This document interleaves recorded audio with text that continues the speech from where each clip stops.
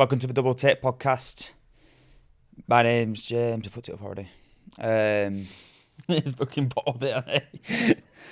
Do we start again then, or do we just keep going, or what? Welcome to the Double Take podcast. Thank you for being one of our first listeners. We really appreciate it. I'm James. I'm Dennis. Today we're going to talk about my experience with cancer. We're going to go into the depths of it and the real high detail. So this might be a bit triggering for some people. So just early warning there. I think the first place you should start is with your symptoms and how you found out about it. Yeah. Basically what happened there. Yeah, well, started in April 2022 when I had pain in my groin, but like groin kind of stomach area, and I went to the hospital. Well, I said to you, it was a Saturday morning, so doctors weren't open, and I said to you, I says, I'm in absolute agony here, like I could barely walk, and I was like, we need to go to hospital. So do you remember? I was like, we need to go to hospital, and so we went, and we got there, and they just like, long story short, they just sort of like did a few tests on me and just sort of like went like that on me knackers, and just let everyone know he had testicular cancer. Yeah. And kind of just went like that on my knackers, and then they were just like, you've got an STI, and I was like, all right. So it didn't really make sense because I had just broken up with my ex-girlfriend like a few weeks before that. So, and I knew like, and I knew she'd never like cheated on me or anything like that. She wasn't that kind of girl, but so it was just a bit weird. I was like, I didn't really know what was going on, but I was in so much pain. So I was just like, can't let's get rid of this pain. So they put me on some antibiotics for like 2 weeks, and they put me on 24 painkillers a day for 3 weeks, including tramadol. And after about 3 weeks, the pain just sort of eased and settled. What was the pain? What do you mean? Like what actually, like where was the pain? Like in my groin and like into my stomach. Right. And they gave you tramadol for that? Well, they gave me tramadol because of the pain, like because it was just really. I couldn't get out of bed. Yeah. I couldn't get out of bed for like 2 weeks. I was off work and everything. Mm-hmm. I can't remember what it was actually called. I have got a picture of the actual word somewhere. I'll find out what it's called. Put like a screenshot on the YouTube channel or something like that for it. Anyway, put me on painkillers for like 3 weeks, and the pain eased after 3 weeks. And then that was in April 2022. But in January, like late December, January 2023, the pain came back. Mm-hmm. And I was like, I know what this is. It's the same thing I had in April last year.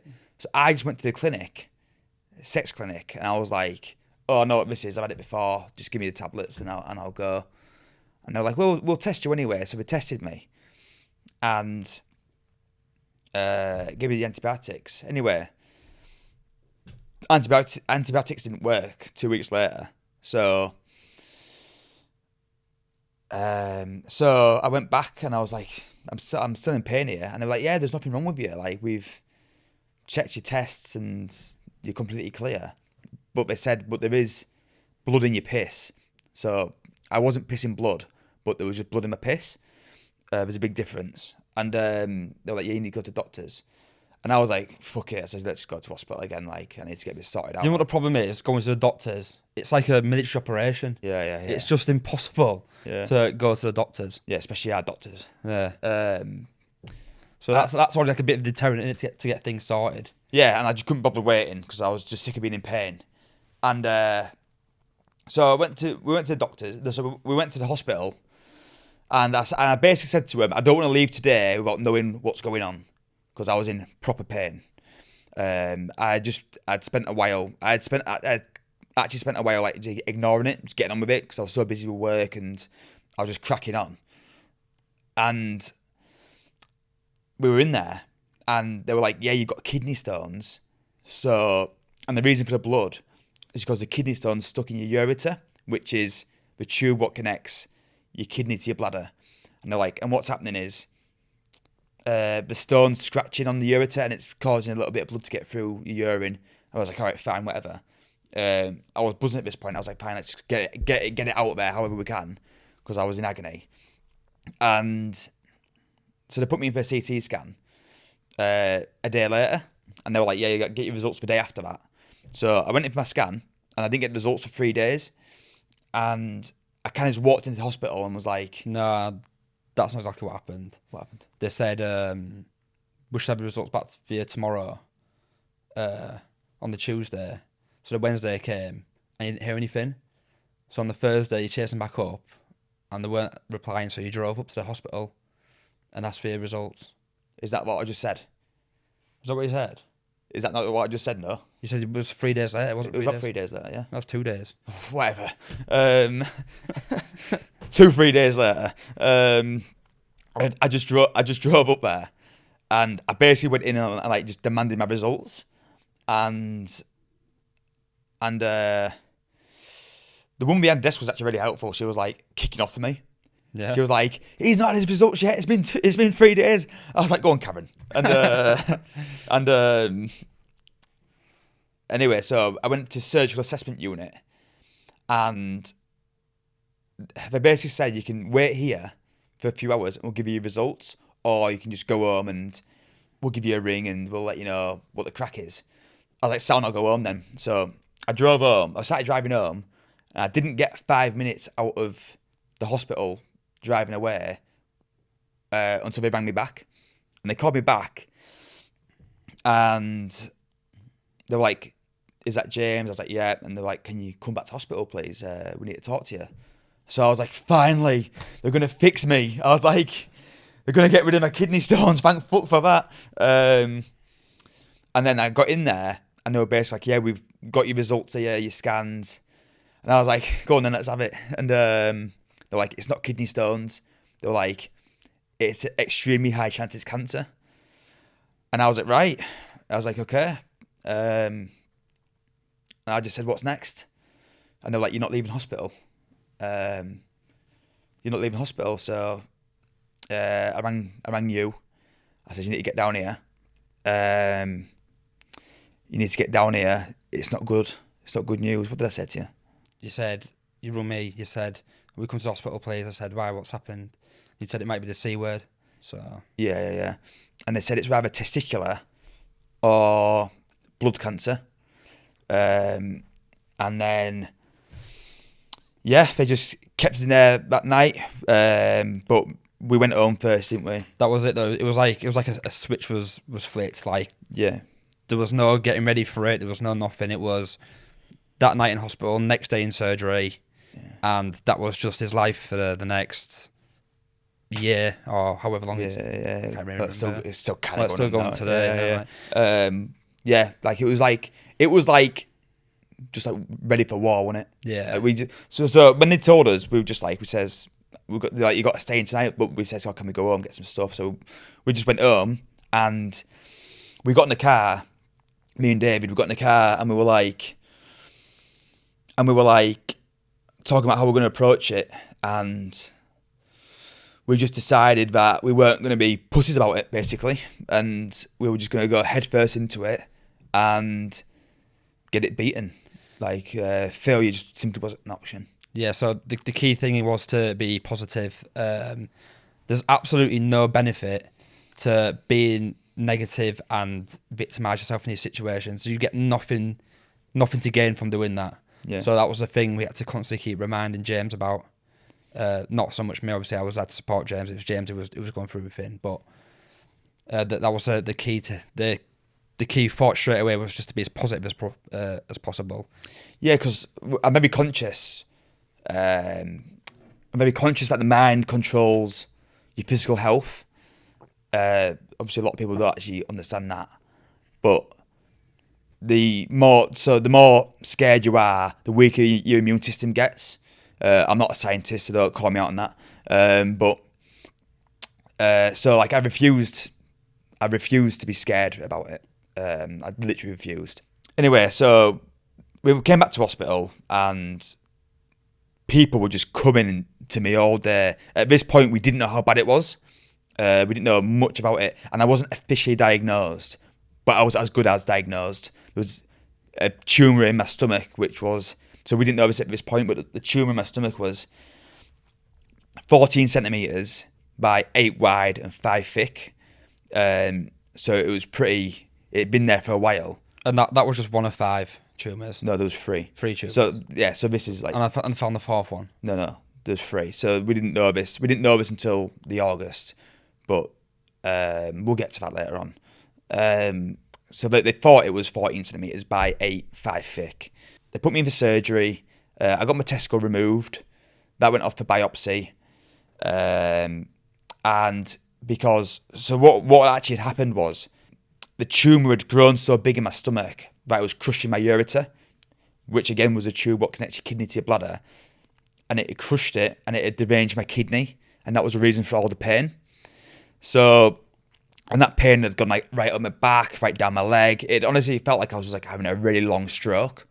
And I was like just ignoring it for like a month, stupidly. And so we had to put a nephrostomy in my kidney to get the urine to go out through a tube to let my kidney recover for chemo, because chemo basically it kills everything in your body, but especially your kidneys. For some reason, I don't know why. So they had to put a nephrostomy in me and get my testicle removed within the space like 2-3 days. And then I also had to go to the fertility clinic after that.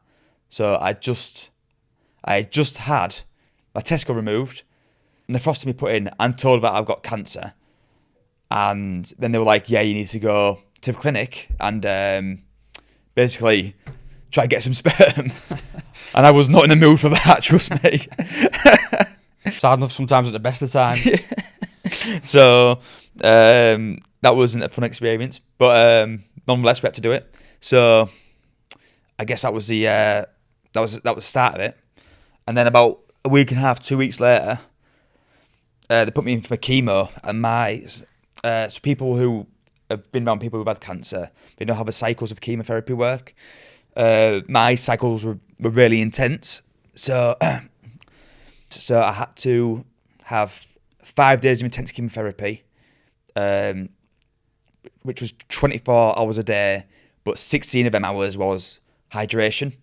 So for the other 8 hours, I was getting chemotherapy dripped into me. I can't remember what they're called. One was called cisplatin. I can't remember what the other 2 or 3 were called. But anyway, and that was 5 days of intense, but it was actually 6 days, wasn't it? I can hardly remember. It took 6 days. That much has gone on. Yeah. There's no way I can remember everything. Yeah, so I'd go in on a Wednesday and leave on a Monday. Wednesday, Thursday, Friday, Saturday, Sunday. Yeah, I'd leave on the Monday morning. Yeah. And after the first week of chemo, nothing could prepare you for that. Like, nothing at all. I can't even put it into words of how crazy, how depleted I was after that. I had never felt, at this point in my life, I'd never felt so dead in my life. I couldn't get out of bed for a full week. I had like proper violent diarrhea. Like I couldn't even walk properly. And I just literally stayed in bed for 4 weeks, just dying. And then after that, I had a 1 day session and another 1 day session, and I had that for 3 months. But one thing people won't know is when they drip so much chemotherapy into your veins through the days, they can't just leave it in your body overnight, because it's like 5 kilograms of fluid they put into your body every day, something like that. And obviously, by the end of the week, they can't just leave you 25 kilograms overweight by the end of it. So every night you've got to basically piss it all back out. But they'd leave it in you as long as possible for the chemo to do its work. Mm-hmm. So it gets like 10 half 10 at night. I'm like, right, you need to take your tablet now. And that tablet makes you piss like every 30 to 60 minutes. And you're literally up through the full night. You can't sleep, and I need people to understand this. That was for 6 days, basically, where I had zero sleep for 6 days. Yeah.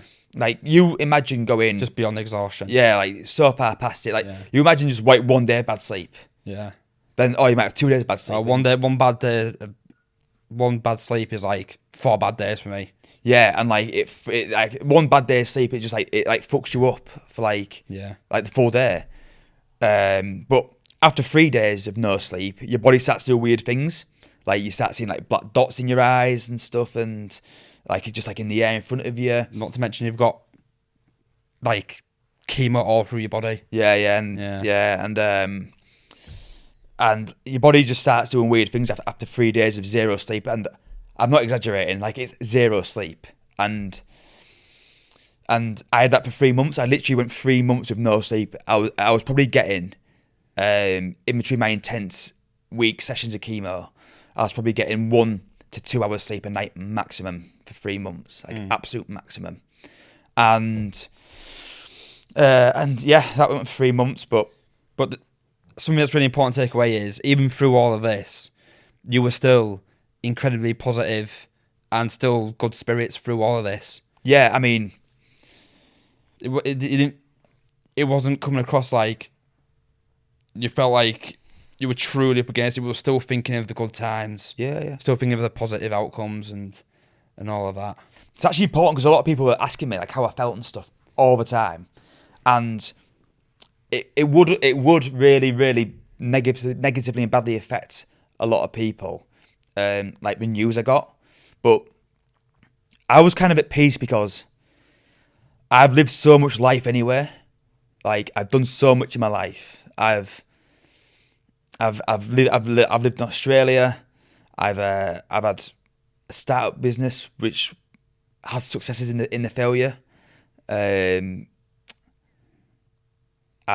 had 9 houses at one point. Like, I've lived a lot of life. You know what I mean? I've been to Vegas 3 times. Yeah. Stuff what people could only really dream of, and I was lucky enough to really do it. So I used to always say, no matter what happens, I've lived an amazing life. Yeah. And I was completely at peace with no matter what way it went. And so, like, I'm really lucky on you. I have purpose in my life. I truly have purpose. And even when I was going through all this, all I could think about was building a big company. And all I could think about was getting back to work and doing what I truly love to do, all the way through it. You know, even when I was laid there in bed, basically fucking dying, I was like, oh, I've got this idea. Yeah. Like my brain, like, so because I've got such a deep sense of purpose in my life, it's hard to explain to people who don't have it. Like, it just takes over your body and your brain and everything about you. But so I was really, really strong mentally all the way through it at this point. And we had a couple of so in this 3 months chemotherapy, we had a few hiccups. Like, you get something called PICC lines, and that's what they drip the chemotherapy into your blood. So the PICC line goes basically up in your arm, through your chest, and into your heart, or an artery next to your heart, something like that. They drip it into you through there. I had to get 3 because one got blocked, then the other got a blood clot. On this side, I got a blood clot. Yeah. So I was on blood thinners for like 6 months. They were a pain in the ass. Just another thing, though, isn't it? Just another thing, yeah. Just another thing. And like, I didn't even realise. So when I got the blood clot, my arm had like swelled up, but I had ignored it for like 2 or 3 days because it was straight after my intense sessions of chemo, and I was in bed fucked. And I didn't want to go. So you'd have thought by now you'd have learned not to ignore things. yeah. But I had when I had left, I was in hospital so much, and like, it's hard for people to understand. I was always in and out there every other day with something was going wrong, because the chemotherapy was so intense, and it was so. What's the right word for this? It was so. No, I don't want to say violent on the body, but it pushed you to your limits, and I just wanted a few days away from the hospital. But I could feel my arm tightening up. It was like someone wrapping something around your arm, and like, you know, when it starts to go a bit numb, that's what the blood clot felt like. Yeah. And in the end, I rang my dad and I was like, Dad, I think I've got a blood clot. I was like, so they basically took me to the hospital and they were just like, yeah, you've got a blood clot. They basically just put a tape around my arm, measuring tape, and then measured the difference in my arm. And this one was like 4 inches bigger. That's like your wanking arm. Yeah. So this arm was like 4 inches bigger. And so they're like, yeah, you've got blood clots. So they just started giving me blood thinners. Then you had a couple more weeks of chemo. And this whole time, the chemo is obviously trying to shrink the tumour. And it was always a case of, at the end of the chemo, he's maybe going to need major surgery or maybe isn't. So I had 3 PICC lines. I had that one, which got blocked. That one, which had the blood clot. I got another one, that got blocked. So they put something called a Hickman line into me. And I don't know if you can see, but I've got a scar on my neck there. That's a Hickman line. They just put that straight into your chest. And it's a big, bulky line, basically, which is much better and it doesn't get blocked as easy. And so that was like, they had to do another surgery to put that in. So that's like 3 surgeries at this point. In like literally no time, like 8 weeks. Yeah. 6 weeks. Literally. 6 weeks. One of my sessions, my 3rd cycle of chemo, I had 4 cycles. My third cycle of chemo, I had to stay in as an inpatient because my lines kept getting blocked. And I was really feeling it at this point. Like, my body was really badly depleted. And my mum would come to pick me up from hospital. And my mum and my niece came. And as we were leaving, and as I got up to leave, I was completely just KO'd in the hospital, just completely passed out. Were you there for that? I think I left just before you left. Oh, right. So I didn't see you pass out or anything. Yeah. So, and I just completely just KO'd. So there was like a chance that they could have kept me in hospital for a bit longer. And I hated being in the hospital. Like, I didn't like it. Like, it doesn't make you... The environment doesn't help. Like, all the bleeping and people... When you're in a ward, people just don't care. Yeah. Like, they're just shouting in the middle of the night and... Screens loud because we're all deaf. Yeah, the nurses are talking loud in the halls and stuff. We're just, Coffee. we're just getting chemotherapy dripped into our veins. Just trying to get a good night's sleep. But anyway, they got to do what they got to do sometimes. But they're not very. They weren't very like they didn't think. They might actually need some sleep, which is the one thing I was lacking. I just needed some sleep. I had no sleep at all. I was so far past exhaustion, like it's unexplainable how your body feels after that. So anyway, we got to the end of the chemotherapy in one piece somehow. And when was that? I mean, about June time, wasn't it? Yeah. And I finally had a bit of time to recover and rest. It took me about 4 or 5 weeks to start sleeping properly again. Yeah, no, even just to be able to get out of bed and go to the shop was probably 3 or 4 weeks. Yeah. Yeah. And at this point is where you could really see James's body, turning more pale, you could see the weight dropping off him, his head fully gone, every hair in his body. Yeah, every single hair. Eyebrows a lot. Eyelashes, yeah. everything.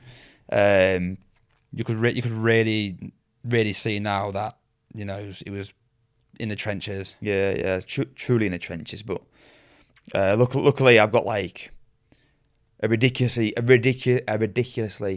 good set of mates, and I think it was 9 of you, wasn't it? Oh, I don't know. 9 of them. I think nine of my closest mates. They all shaved their hair off as well, which was a nice touch. I got a lot of people reaching out on social media. What we doing that again? Yeah, growing that hair back to be 7 months. I've already told her if anything like this happens again, it's just not happening. Yeah. Traumatic. There's a video of it on my Instagram. Of everyone shaving their hair off and surprising me with it, which was a nice touch. But anyway, so I mean, you had support. My support was crazy. The support was insane. Yeah, the support was crazy. James sort of he tried his best to document the journey, even just to help one person. It was worth it. Which it helped more than one person. So because he was sort of sharing how it was going and stuff, the support was like, it was so good. Like, You couldn't even respond to everyone. It was just like crazy. Oh yeah, like I found it so hard.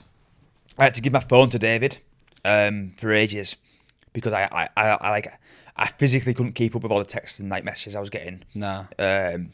So I basically had to give my phone to David to just keep replying to everyone. You know what's the craziest thing? The amount of girls that was interested in James when he was diagnosed with cancer was insane. Yeah, DMs were fucking mental. It was the weirdest thing. Yeah, I felt like a girl getting boy attention. Yeah. You know what I mean? Like, they were fucking like, they're like, oh, let's go out after you. Yeah. I was like, where were you lot before? Yeah. Sympathy vote, is it? Yeah. I'm not good at taking sympathy at the best of times. Like, I don't like people giving me sympathy. No. And that's definitely what this isn't about. But yeah, David was probably replying to you if you messaged me. Yeah, good chance. And yeah, because as well when you get diagnosed with it, like I can't explain it very well, but you get a sense of calm what comes over you, but you get real brain fog. Like you find it hard to focus properly, and I was finding it hard just to like reply to people's texts. Do you remember? Yeah. And I was like, David, here you go.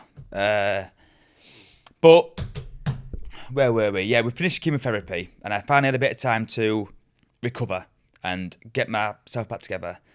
And in July, they would tell you if the chemo had basically worked. But I knew because of the size of my tumour that I had to go in for surgery. I knew it. It was pretty impossible not to. There's no way you're going to shrink a 14 by 8 centimetre tumour down small enough that it doesn't need surgery. So on the 5th of July, we went in for my results, and they were like, the results are good. The chemo's worked. The cancer's out of your blood, but we need to go in and take the tumour out. And see if there's any live cells in the tumour. Mm-hmm. And they were like, we're going to let you know when there's a date ready, but it could have been any time up to 3 months. So a part of me was like, I want to get it over with, and a part of me was like, I need to just rest because I was still recovering from the chemo. And anyway, they rang us up for like a pre-surgery assessment thingy, but we still didn't have a date. We were just doing the pre-assessment, and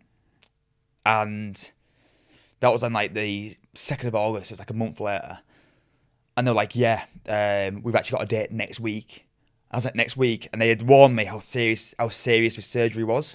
It was major surgery. Yeah, I massively underestimated it. I didn't have the single inkling how serious it was. Yeah, like it was life threatening, and it was life threatening surgery, and they were basically like, "We've got a date next week. Something's been cancelled. Do you want to do it?" And you can't say no. Oh no, you know what I mean? No, don't make me better. Like, you know what I mean? Yeah, like you have just got to do it. Yeah, you got to do it. So anyway, they put me in for the week after that, and I got to Leeds to go for my surgery. As we pulled into Leeds, they were like, "It's been cancelled." You remember? No. Oh, yeah. So they'd be like, "It's been cancelled. They cancelled your surgery, but don't worry, we're putting you back in again next week." I was like, "Fine." Oh wait, yeah, I do kind of remember this now. Yeah. So anyway, I'd gone in for my stomach surgery on the 16th of August, and just so people understand, when I say stomach surgery, they were trying to get to the front of my back, but they had to go in through my stomach. Does that make sense? Yeah. So they basically had to degut me. Yeah. They had to take every single bit of gut out of me. It was like a full stomach reconstruction. Yeah. To get this tumour out. And when they actually cut into me and gone in, they thought I had one tumour. I actually had 3 different tumours. Yeah. So what they thought they saw on a CT scan, which was one big tumour, it was actually 3 what had just been put together. So even to this day, I don't know how truly big them tumours were, because they can't be measured accurately. So anyway, the surgery happened, and this is when stuff got real bad, to be honest with you. that really pushed me to my limits, that surgery. And I'd come out of it, and God bless ICU. What a place that is. Yeah, shout out ICU. ICU, unbelievable. Yeah. They look after you like a fucking king in there. They were on it, and because I was in a bad way, obviously you can't walk and stuff after. Yeah, I had like catheters in me and tubes coming out my stomach, and I had something called a PCA button, which was a button you can press every 5 minutes, and it just like sprays morphine through your body, and it like knocks you out basically, to try and deal with the pain. Yeah, this was I think 11-hour surgery. 12-hour surgery. 12-hour surgery. Yeah. This was a 12-hour surgery. This was like I mean, there's probably medical people out there, but I think this is like very, very major. Yeah, and for people to understand as well, I had a drug called bleomycin in my chemotherapy, and one of the side effects of that is I'm at risk of having oxygen. So basically, if I have oxygen, it can kill me. So like when they put the general anaesthetic in me, there's a chance that that's going to really, it could end my life basically. So I can't like go scuba diving ever again. If I was on a plane that was crashing and the oxygen mask came down, that would probably kill me. So I was at high risk. That'd be probably the least of your worries in that situation. Yeah. Pick your poison. So I was at risks for all sorts of things, and so yeah, but I was all right with that side of things with the oxygen. I'd actually come out and I was pretty good after that. Obviously, I can feel it in my lungs a bit after, like my breathing's a bit different, but that was the least of my worries at that point because the pain in my stomach was absolutely crazy. I can't even explain it to you. I had a big leaking wound. It was leaking for months. Yeah. So much went on at this point in the hospital because I got treated so badly. Yes. In the ward. Yeah. It was the care. The care was beyond the joke. It was disgusting, actually. And this is where the whole journey took a big turn because it was so positive the whole way through. Like literally, we didn't once say a negative thing. And then when this surgery happened, and the care, and just how James was treated, was just, we couldn't help but to then feel like shit. Because it was just, I can't even put it into words how bad it was. Like the NHS actually frustrates me how they can go on strike and demand higher wages when they're not even competent. And I'm not saying all NHS staff, but this particular time, it wasn't like there was one member of staff letting all the good staff down. It was the complete other way around. There was one good member of staff for every 20, shit members. Yeah, like sometimes they'd leave me. So I was on a PCA button, which was the morphine button, and after 6 days, they took it off me. They were like, "We need you to basically poo," because my guts have been taken out, and it's something like when you take your intestines out, they freeze, or when you touch them, they freeze, and they need them to get them working again, and morphine constipates you. So they were like, we need to take the PCA button off you, and we need you to go to the toilet. So they took the PCA button off me, and they put me on paracetamol. Yeah. They put me on paracetamol. I was losing my head at this point. They put me on paracetamol. Yeah. That's what birds take when they're hungover. Yeah. Not when you've had life-threatening surgery. Yeah. They literally went from a PCA button, morphine, 80 times a day, pressing that button, to paracetamol, and I was begging them. I was absolutely begging them for more pain relief, and they were just doing it, and they were being really slow getting back to me. Yeah. Sometimes it took, because they had to send like the pain teams in to come see me. They'd take like 2 days sometimes to come in and see me, and kept me on paracetamol till then. Yeah. And I was like in agony. It was just, and I was begging for more pain relief. Like I was just, you'd press your button, they'd leave you. Yeah. They'd leave you waiting for an hour and a half, 2 hours. Yeah, and like you'd press your button for them to come and see you, and they'd come and I can be moody with you. Yeah. As if like I'm doing something wrong to them, and all I wanted was just to get my pain managed. Not to mention that time your catheter was blocked. Yeah. and you belled them, 2 hours to come, you told them, ignored it, didn't even sort it, and then you did it again at the night. It was blocked for over 10 hours, which is an emergency, Yeah. and they still just weren't even asked. Yeah. So Yeah. So I had a block catheter as well, amongst other things. And people who don't know what a catheter is, it's a tube they put up through your penis, and that's where the urine comes out, and it basically goes into a bag because I couldn't walk. Well, I could walk, but I couldn't walk very well. I couldn't get out of bed without having like 2 people help me up. And so they had to do that. And when the catheter blocked, what would happen was the only way I can explain it is like getting a defibrillator, and just going like that on your stomach. Do you know what I mean? And it would like make it like tense up, and obviously my stomach was sore and in pain anyway, and that just like heightened it to another level, and it kept doing that like every so often. And I was like, you need to take this catheter out. I need to go to the toilet. I need to piss. And it took me 4 days to do that. And when I did eventually get it out, I filled up like 3 of them sick buckets at that second. Yeah. You know what I mean? It just like it was like a Yeah, waterfall. yeah. And then they had to put another catheter in because obviously I still couldn't walk very well. Could you walk? Yeah. And It was tricky as well because what actually made you recover quicker was walking. yeah. But because you're in so much pain, you physically couldn't. Yeah. But like obviously when you're on the morphine, you could do a lap every now and then. Yeah. But because they weren't caring for him well enough, he wasn't being able to get better well enough either. And it was just like knock-on effects. Everyone was knocked on because the care was so poor. So they had to put another catheter into me, and they were sending junior doctors in and stuff like that. And this is exactly the same time as the strikes. Yeah. Exactly the same time as the strikes. That's why the care was so bad, because no one was working. And that's why everything took so long, because no one was there to get it, because obviously the nurses can't just go pick up medication. They need to get signed off for it, and they've got everyone else to worry about, and no one was basically fucking there, and I was there, laid in bed, basically fucking dying. And junior doctor came in to put my catheter back in, so they were training, and they put in the wrong size catheter into my penis. They put a size too big in, so not too small, too big, and only men will ever understand.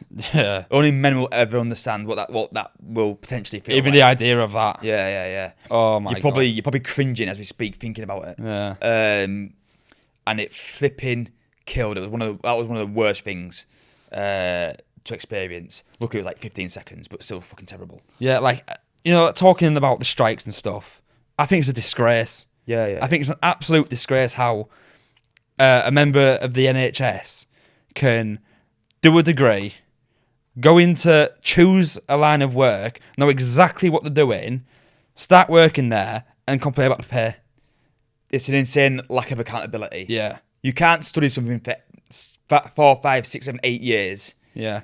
Know what your exact pay brackets are before you even choose to do that degree. Yeah. Get in the job and just go, this is shit. And then they go, oh, you know what, I'm not going to go to work today, I'm going to leave all them patients, fend for yourself. Yeah. It's disgusting. Everyone in the country isn't getting paid in line with inflation. Yeah. Like some people don't even get pay rises at all. People in trades, they don't get pay rises, hardly ever. No. You know what I mean? Like, it's just a big victimisation and lack of accountability. And it's people like you who truly suffered off the back of it. Oh, yeah. It was just the worst thing to see. Yeah. The biggest one was how long they took to get the pain relief to me. Yeah. Like, that was absolutely just mind-boggling, man. And like... My mate came up, because I had mates coming up to see me all the time. And he came up and he was like... And was it the same day as a catheter? Or was it another day? What are you talking about? Glavesy. And even he was like, "Are you all right?" And I was like, "Not really." I was like, "I'm really in pain."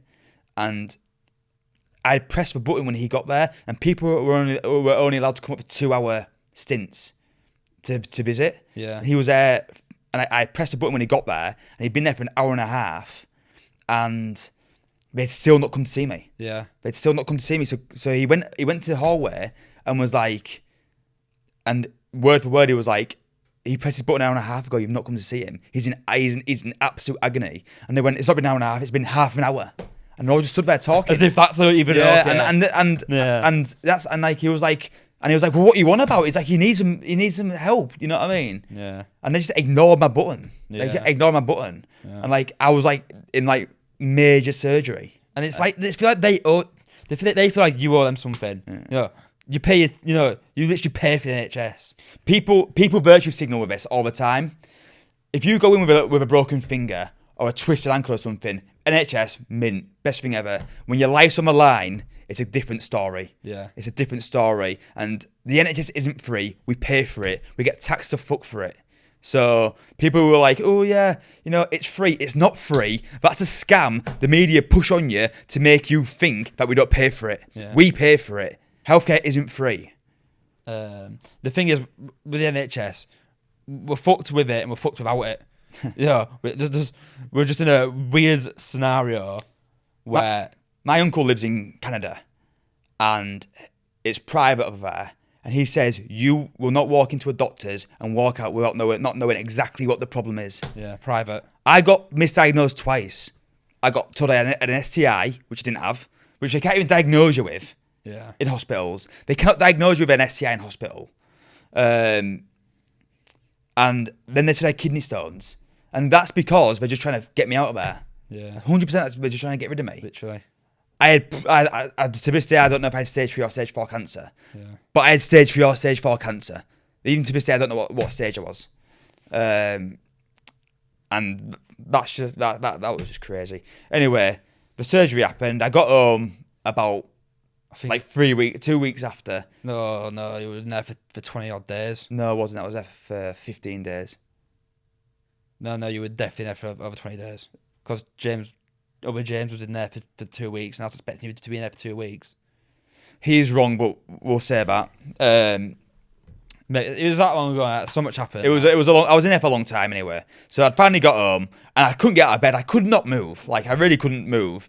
But and this is really, really slow and incremental and getting better. But anyway, I had to still go for hospital checkups and stuff for my cancer, because this surgery was just another thing with the cancer. So I had to keep going back for cancer checkups and surgery checkups. But anyway, I was getting my results for the biopsy on the 13th of September, which is our birthday. And that was when they were going to tell me if I was completely clear. And we had news about straight after the surgery that the surgeon said to us, you know, really good chance there. You know, that's all sorted. I got everything. You know, basically convinced us that was the end of the road, basically. Yeah, she said that tumour was dead.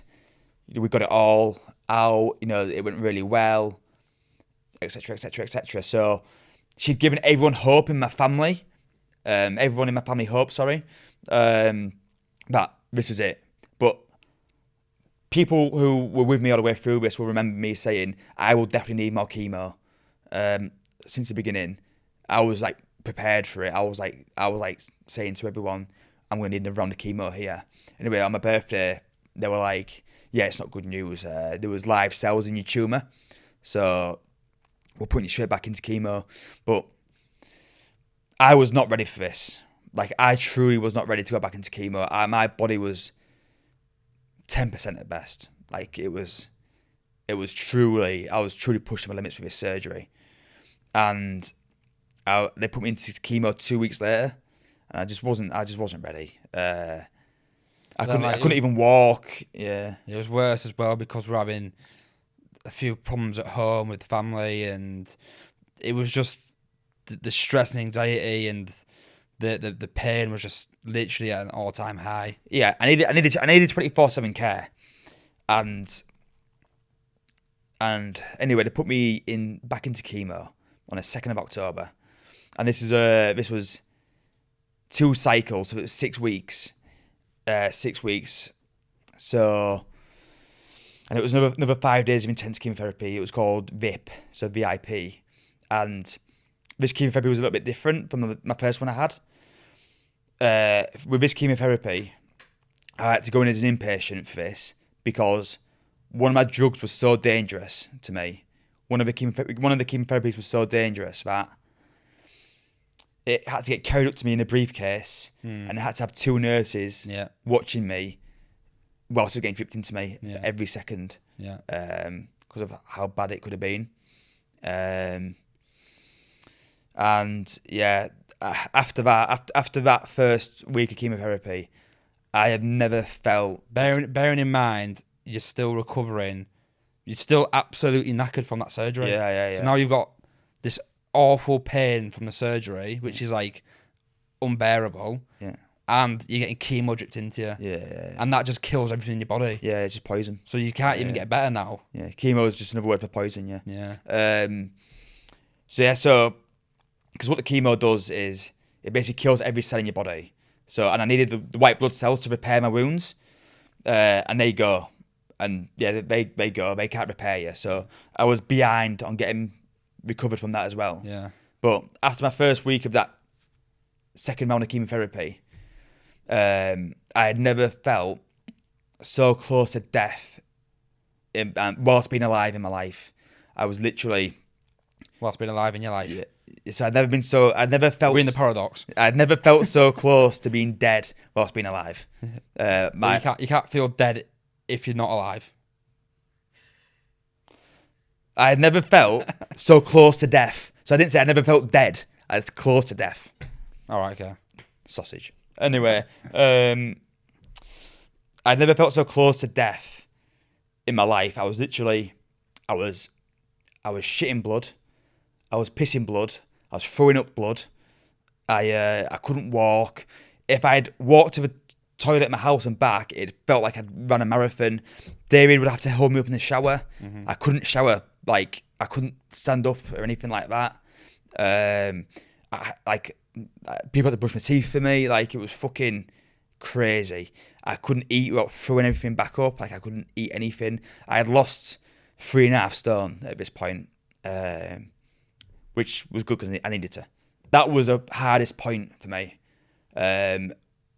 where, yeah, like I was sleeping like 20 hours a day, but I wasn't really sleeping. It was like light, you know what I mean? But the thing is, you had like no choice because you literally were just lying there. Yeah. Like you couldn't even turn your side. No, I couldn't turn my side. Yeah, you couldn't do anything. Yeah. And my mates were like coming up to my house every other day trying to cheer me up and stuff, and it was like I didn't think like this, but I understand why people do. When you're in that condition, death isn't the worst option. Like I can understand why people think like this. Like death isn't. Well, like why people will give up. Yeah. I can understand why people will give up. Yeah. Like when you're in that much actual agony and pain, death is not the. That's why when people say they're in a better place or they're out of pain, they mean it. Right. You know what I mean? Like it's real. Like. But you never felt like that? No. There's no option for us. Yeah, we were never giving up. Yeah. I felt like I had a responsibility because I think what people don't understand is it's actually worse for the people around you than it is for the person with it because they've got to watch it. Do you know what I mean? I didn't think like that. Yeah. But like other people around us did. Like my sister was freaking out and stuff all the time, and people like crying a lot and stuff. You know what I mean? And we were just like whatever. But no, nothing good comes from being negative or crying or feeling sorry for yourself. Yeah, like I said earlier. Yeah, and because it doesn't make you feel better. Yeah, but you like, know what I mean? But my point is like people. With me, I had an element of control. People who had to watch me had zero control. They just had to watch it. Do you know what I mean? I felt like I could do it. Do you know what I mean? Yeah. They were just completely. It was out of their hands. The thing is, as well, like when all this was happening, we were just learning as we go. Like me and James were very lucky up until this point where we've never actually been so close to something like this happening. So we didn't know what, and if we, I didn't know what chemo was. I didn't know it dripped into you. Yeah. I didn't know what it was. Yeah. So this whole thing was just learning. I didn't know how badly it affected you. Even like meeting like other patients on Bexley, on the Bexley wing, that really opened my eyes. Some people had to do chemo and like drag themselves home and stuff because they didn't even have family. Like the whole thing was just such an eye opener. Well, people used to say to me like, oh, how are you and stuff, blah, blah, blah, you all right? And I used to say to him, like, I'm fine. Like, I'm not. You used to say mentally I'm good. Physically, could be better. Yeah, mentally 100%, physically about 20. Yeah. But when you'd seen stuff, what I'd seen in that year, I had literally seen like an 8-year-old girl, bright yellow, swelled up, chemo getting dripped into her, and her dad sat next to her crying. Yeah. They're going through it. Yeah. You know what I mean? They're truly going through it. Mm-hmm. I had a chance to fucking fight this. Yeah, you know yeah. what I mean? Like, I felt lucky that I had a chance to fight this. Or what about when you're doing your second round of chemo and the gent in bed next to you? Oh shit, yeah. When I was in bed, in my second round of chemo, I was in like the old people's ward because that's where they could get me a bed, and it was middle at night, and the guy next to me had an oxygen mask on, and he was basically breathing really heavy through the mask, and the nurse came up to his bed, got his phone, rang someone on his phone, and we're like, we think you should come to hospital. We don't know if he's going to make it through the night. And all I could hear was him going, like panicking through the mask, you know what I mean? Yeah. And like he was going through it, you know what I mean? This is like when your perspective changes. Yeah. Because there's always someone worse off. So much worse. Literally. And by the way, he survived. Yeah. He went home the next day somehow. It was like a miracle. Like it was fucking crazy. Yeah. And so we did that. Oh, I missed a little thing earlier on. I got a stent put in my ureter as well because the tumor had stuck to my ureter. Even when we try and tell the story, we can't remember everything. Yeah, because there's so much happened. Yeah, so much. I did write a framework on my laptop, but I can't keep up with it all. Yeah. So yeah, got through that chemo, and it was the end of October when we'd finished the 2 intense rounds, and you're meant to wait 6 weeks. That's when the chemo, the majority of the chemo leaves your body, and when they give you your results. And so I was thinking that mid of December I'm going to get my results. Anyway, I had to go for a checkup with the consultant on like the 8th of November, and that's when they just told me I was just cancer free, and that was a pretty crazy moment, to be honest with you. Like it was like it was like quite surreal. We didn't. No one knew, did they? Like, we didn't know we were going in for results that day. I was fuming because I wasn't there. Yeah. That it was just so intense, the whole thing. And then you were just told like when you weren't even expecting it. Yeah. He was like, okay, that's it. Yeah. And I was like, what? But that definitely wasn't it, by the way. Yeah, it's like it's never over. But and they were like, yeah. He was like, yeah, that's it. And I was like, what's it? And like, yeah, that's it, done. And I was like, what? And like, it was hard to accept it. Like, it was hard. It was really hard because I was in so much pain. I was so depleted. It was hard to feel healthy.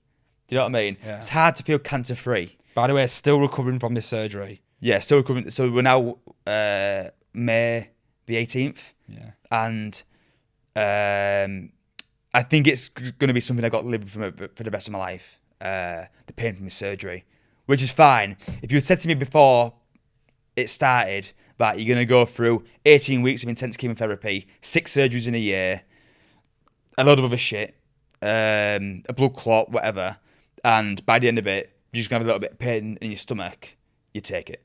Probably. You take it, yeah. Yeah. Better than dying, innit? Well. Yeah. Yeah. Yeah, better than dying. And so, yeah, 8th of November, got the all clear, and yeah, just recovered from there and started living a bit of a normal life again by about March, wasn't it? Yeah, because you still couldn't go about your day normal because of the surgery. Yeah, the surgery. Because the chemo basically stopped him from recovering from that for at least 3 or 4 months. Wasn't it? It feels like that, yeah. It must have done. Yeah. Like, no, your blood cells went there and stuff. Yeah. So that basically just slowed everything down massively. But yeah, slowly incorporating normal life again. And now we're here. Tell you guys a story. It's actually funny, we were meant to start this last year, and we had meetings about it, it was all getting prepared, and we were just about to get a start date, and then that week is when we found out James had cancer. So, like 3 days before we had a meeting, didn't we? was it? Yeah, 3 days before. Yeah. 3 days after? No, 3 days before I got diagnosed. All right, yeah. We were getting it all ready to get started for April last year. Yeah. And then we were like, yeah, we might have to just put this off for a little bit. Very selfish of James. Yeah, may I just say? Yeah. Just typical. I should do better. Yeah. Overall, it was a crazy experience, man. Like, it was crazy. Nothing prepares you for that. No. Nothing. But No. yeah, I guess that was it. Yeah, so the purpose of this really is to not ignore any symptoms, no matter what it is, because you just don't know. The small chance it might be something like this, you definitely need to get it sorted. Yeah. And to be fair, like, good things have come from it. Like, there's a friend of mine and David's who he had a problem on his bollock, and he rang me a few months ago, didn't he? Mm-hmm. And was like, "Oh, I've got this in my bollock. The doctor says it's all right. Blah blah blah. They could take it off, but they don't know." And I was like, "Take it off. I was like, just get it whipped off. He's already got kids and stuff." Yeah. But he was worried about losing testosterone and everything else. Yeah. And I said, "No," I said, "Trust me." I said, "Just do it. You're fine. I don't even notice." You know what I mean? Like, yeah. And he got it whipped off, and they were like, "Yeah, you got cancer." Yeah. And now he's got to go through chemo, and he wasn't gonna get it taken off. Yeah. You know what I mean? Like, so I feel like if he didn't come to me, he'd been way swayed to the other side. Yeah. You know what I mean? So yeah. So good things have come from this. Like, I feel like I've helped people. 100% you've helped people. I feel like I've helped people, and you know what? I hope I inspired people as well, like, going through tough times, because everyone goes through them. You know what I mean? Yeah, everyone does. It's 100% how you react to it. 100% how you react to it. Literally. Like, you can't just fucking feel sorry for yourself. That's about everything in this episode for that. Thank you for listening to it all. We appreciate it, for being one of our first listeners. Thank you. And if you can like the video, or is it subscribe to the channel and like the video, that'd be massive help for us. You know, we want to have fun with this and see how far we can take it. So we really appreciate it. As well, if anyone wants to reach out and talk about any symptoms or any health related things, you know, by all means, we'll be happy to talk to you and stuff. Yeah, reach out to me. Any advice? Yeah, I'm your guy. If you need help, I will help you. Yeah. So thank you once again, and see you soon. Thank you.